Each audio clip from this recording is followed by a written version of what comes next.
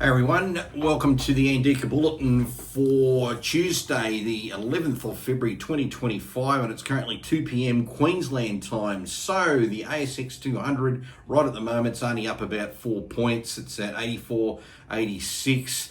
You can see we actually started the day a little bit better here on the chart, and we've just sort of, lost a bit of interest as the day's moved on. The big news really today is to do with one particular stock, CSL. They're down 5%, which is about $14.37, down to $255.99. You can see how they've just really fallen back here. And if we just extend the chart out over the particular year, you can then see that CSL has been a rather underperforming company. It did get to a low in October 2023 of about $230, but then it's had a good spike back all the way up to 305, fell back down to 268, back over to 312, chop, but then it's had these lower highs along the way, you can see there, and making lower lows. So we're coming down to the zone here. Basically, this is how they reported for the half. If you look at it on the surface, it's actually pretty good. They did nothing wrong. It's not like they lost money. The market's reacting like they lost money. They actually have missed market expectations. But total revenue was up 5%. You can see here at the top line. Their gross profit, therefore, was also up 5%.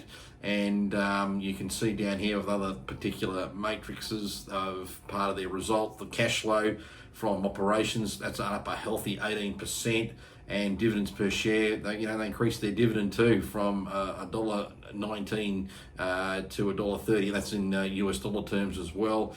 But it's simply a case that the market expected a better result, and since they've gotten hammered. I will come back to CSL, not today, but the next couple of days, depending on where they're at, because I think they might be a good candidate for a buy right. So that's one to come back and look at.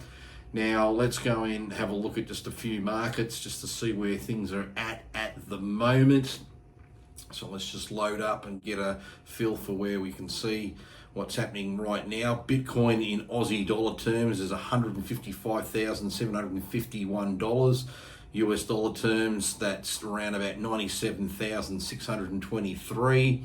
Aussie dollar at the moment, she's trading around 62.69.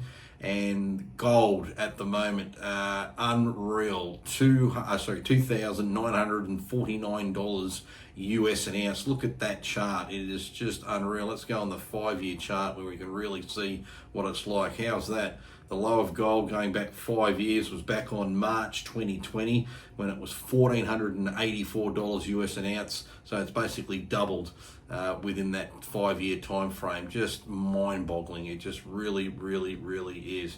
And one of the reasons for this, this story came out, Beijing has just launched a program that allows insurers to buy gold for the first time. Could free up billions of dollars of investment in the metal, adding further impetus to a record-setting rally, hitting a new high in US dollars above 2,900 this morning. And as you saw earlier, it's at 2,950. So that's very, very interesting that they're going to allow some of their big insurers in China to go in and actually buy gold. I believe the amount is only a small amount. Here it is. Looking at, as Bloomberg reports, 10 insurance firms, these ones just mentioned here, 2 of China's biggest will be able to invest as much as 1% of their assets in bullion in a program that became effective last Friday. That would translate into a potential 200 billion yuan, or about 27.4 billion, and that'd be US dollars, of funds. So that's a substantial, and another reason why gold is literally having an incredible run at the moment. And then we've got this chart here.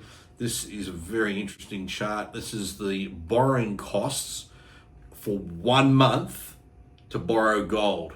So right now, if you own a lot of gold, so you're probably a sovereign or someone very, very wealthy, and you got your gold sitting in a vault somewhere in New York or London, you can loan it out for around about 3.6% for 1 month. That's not too bad. You can see prior to that, it was really getting nothing.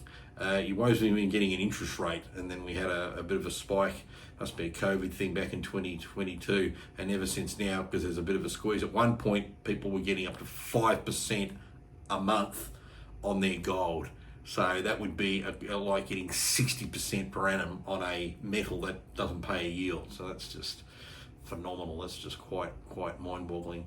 And lastly, let's just come back to these tariffs that Trump's put on, particularly on steel and aluminium. Here in Australia, the media here is just going off the banana field, like, oh, Trump's done this, oh, it's going to really hurt us and all that sort of stuff. Well, let's just have a look here and see, who is actually the big importers of steel. Look who it is. It's Canada. So Canada's going to get hurt the most. Then it's Brazil, then it's Mexico, South Korea, Vietnam, Japan, Germany, Taiwan, the Netherlands, and China. Where's Australia? We're there, but we're not that big of a exporter of our steel into the United States. So, the media here jumps on. It's just unreal. And to be perfectly honest, Trump's put a tariff of 25% on steel and aluminium. He's put it on virtually everyone outside of the United States.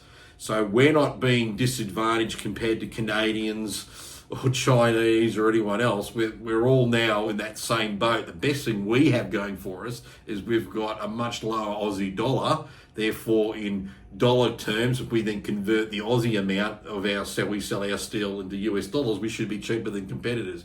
It's just such a lot of BS and all that sort of stuff. And have a look here at aluminium. This is gold.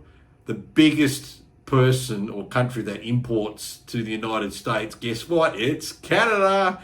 And look at that. They're the massive ones. And it's the UAE, China, Korea, Bahrain, Argentina, India. There's us, Australia.